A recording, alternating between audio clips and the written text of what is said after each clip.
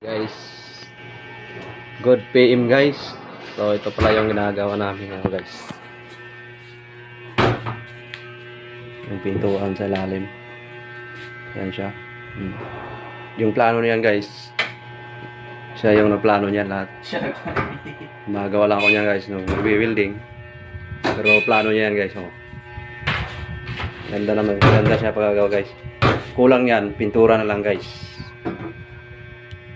So, yun o. So, ayan siya. Yung may-ari ng bahay. Plano niya yan lahat. So, kulang yan guys. Pintura na lang. Lambot yan. Yung sa likod niya. Ganyan na siya. Ang ginamit natin hinge dito. Ginamit natin hinge Ang dito. tawag yan guys.